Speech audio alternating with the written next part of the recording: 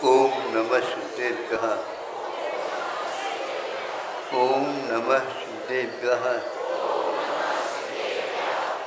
ओम नमः शुद्धेभ्यः। अहिंसा परमो धर्म की। आचार्य गुरुवर श्री कुंद कुंद भगवान की। आचार्य गुरुवर श्री ज्ञान सागर मुनि महाराज की।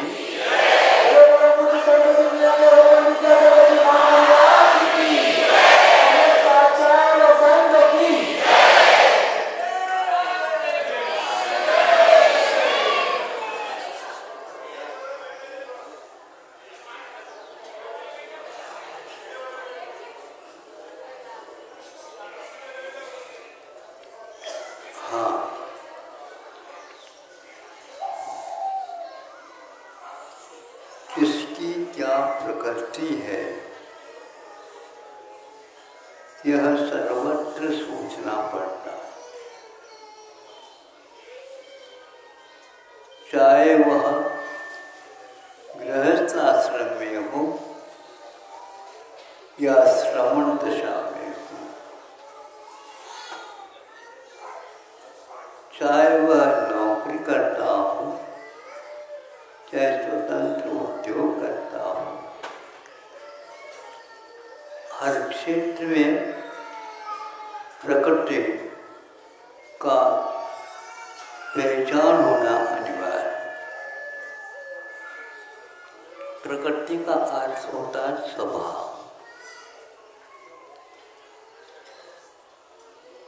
स्वभाव जिसका चंचल हो तो उसके द्वारा उसी प्रकार का कार्य कराना चाहिए, और जिसका स्थिर गंभीर स्वभाव है उसके लिए उसी कार्य में लगाएं तो अवश्य काम होता है। पूछना चाहता हूँ, आपने जल में उंगली डाल करके देखा तो देखते ही उसने अपना स्वभाव बता दिया। एकदम आप फूंकने लगे। फूंकने से क्या होता है, जो जला था उसमें थोड़ा सा ठंडक पहुंच जाती है। ये उसकी प्रकृति है। अब आप जल से तो अवगत हो गए, लेकिन वह उसकी प्रकृति शुरुआत से है जब बाद में। यदि ज्ञात कर लेते हैं तो अच्छा, किंतु अग्नि को बुझाना हो तो उस समय हम उसकी प्रकृति के बारे में सोचें तो भैया अग्नि को तो बुझाना है, तो पानी लाने के लिए गया। पानी लाने के लिए गया, वहाँ पर भी गर्म पानी था। तो सोचता है अग्नि भी गर्म, पानी भी गर्म, आप ही बताओ अब अग्नि बुझेगी क्या? नहीं बुझेगी, यही तो बात है। क्योंकि अग्नि को बुझाना हो तो पानी या उबल रहा हो अथवा शीतल ठंड मटकी में रखा गया हो, कोई फर्क नहीं पड़ता। बात समझ में आ रही है? ये तो महाराज बहुत ही अच्छी समझ में आ रही है। क्योंकि वह जलाने की प्रक्रिया जो आती है जल में, वह अग्नि का कार्य था। हाँ, इतना अवश्य है, जल में गर्म होने का भी स्वभाव विद्यमान है। तो जो जलाती है वह एकांत से बुझा नहीं सकती, ये बात कभी भी नहीं सोचना चाहिए। इसी को आचार्यों ने कहा है कि किसी का मान लो झट से कषाय क्रुद्ध होने का स्वभाव है तो ठीक है, लेकिन हर जगह उस स्वभाव का प्रयोग नहीं करना चाहिए। सोच करके करते तो उतने ही समय में वह चाहे ठंडा मिले या गर्म मिले, आग लगी है तो उसको छिड़का दो, निश्चित रूप से बुझना ही पड़ेगा। कभी कभी प्रसंग होता है, घर में बच्चे उद्यम करते हैं तो उस समय कुछ डराना भी पड़ता है, और डराने से हंसते हुए डराते हैं क्या? बोलो क्या बोलते हैं? हंसते हुए तो संभव नहीं हो सकेगा। हम भी किसी को डांटना चाहते हैं तो डांटने के लिए चले जाते हैं तो मुस्कान आ जाता है, डांट नहीं पाता मैं। आप ऐसे न करियो, नहीं तो ये उस भी बच्चे हैं, कभी मानेंगे नहीं। अच्छे ढंग से आंखें दिखा दो, लाल लाल आंखें, लेकिन उस लड़ाई के साथ इतना ही बदलना चाहिए।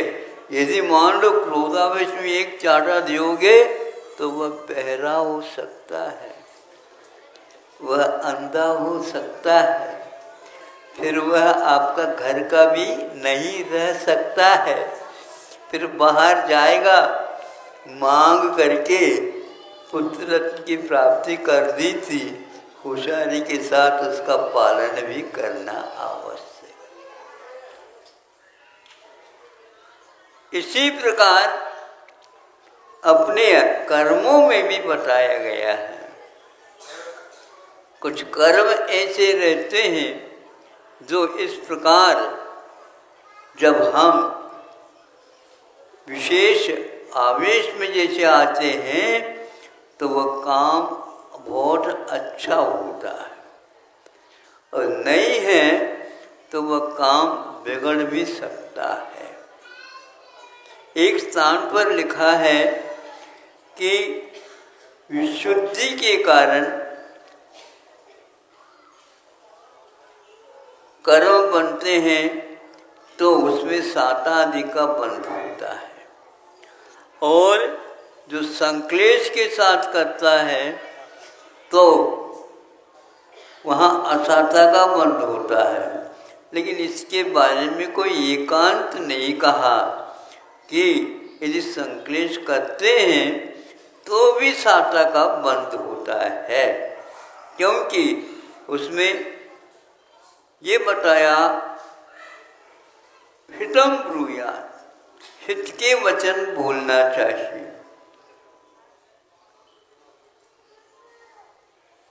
अहित वचनम कदापि न ब्रूयात्, अहित वचनों का कभी भी प्रयोग नहीं करना चाहिए। किंतु कभी कभी वह सत्य है और हित का ही काम होता है, उस समय वह अप्रियम अपि ब्रूयात्, जो अप्रिय वचनों का भी प्रयोग कर सकते हैं। किंतु प्रिय वचनों के साथ अहित का यदि उद्देश्य होता है तो कदापि न ब्रूयात्, कभी भी न बोले। तो हमें संक्लेश भी यदि होता है तो उससे घबराने की बात नहीं, हमारा उद्देश्य ठीक होना चाहिए। बात समझ में आ रही?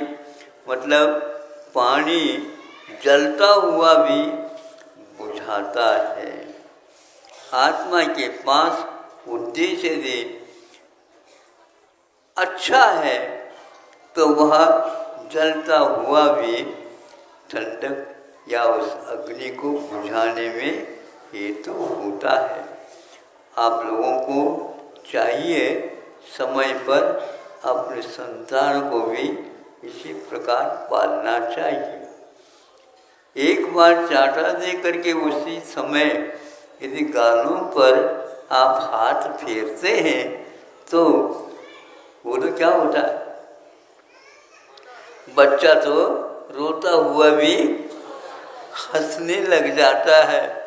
उसके गालों पर अभी भी बूंदे हैं, काहे की, आंसू की, फिर भी उसको पूछा तक नहीं गया, लेकिन वह हंसने लग जाता है क्योंकि माँ की मुस्कान उसके लिए क्या करता है बताओ, वह एक प्रकार से उत्साह भर जाता उसमें और वह रोता नहीं, हंसने लग जाता। लेकिन भोजन के समान ऐसा न करियो। भोजन के समय पर यदि मान लो ऐसे कर दोगे तो आधी रोटी कम खाएगा वो, और जो आधा खा लिया है वो भी ठीक पचेगा नहीं। फिर आप पश्चाताप करोगे, बच्चे के पेट में क्या हो गया आज, और कुछ नहीं हुआ, आपकी हाथ की कृपा है तो गालों पर चाटा दे दिया, और वह हमेशा हमेशा के लिए वह चाटा वहीं के वहीं चिन्ह बन करके रहेगा। तो वह जब दर्पण में देखेगा तो माँ की मुस्कान नहीं दिखेगी। क्यों नहीं दिखेगी बताओ? संक्लेश परिणाम के साथ वो काम किया, लेकिन हित की बात की तो अच्छा है। अहित की बात कभी भी नहीं सोचना चाहिए। प्री प्री इत्यादि बोलते चले जाओगे तो भी काम गड़बड़ में आ सकता है। केवल आप संक्लेश ही करते जाए तो भी गड़बड़ हो जाता है। बीच बीच में भोजन में आप थोड़े से कड़वी चीज़ का भी उपयोग, बोलो पेट भर कड़वी कड़वी खा जाओगे क्या? अभी कैसा हो ही नहीं सकता, किंतु बहुत मीठा खा लिया, उसके बीच में थोड़ी सी कड़वी वस्तु खा लो।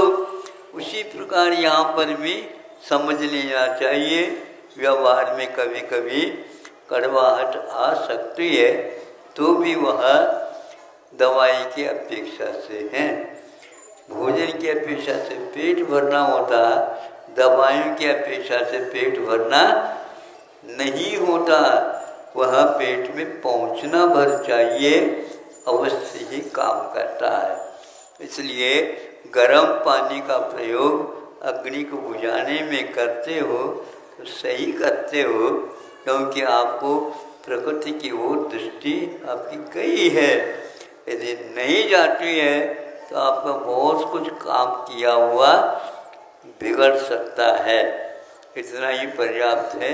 शांति के साथ आप लोगों ने बैठ करके सुन लिया, ये तो गजब की बात हो गई।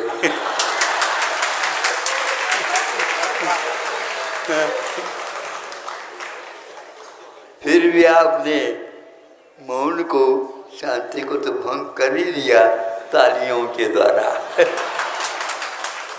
अहिंसा परमो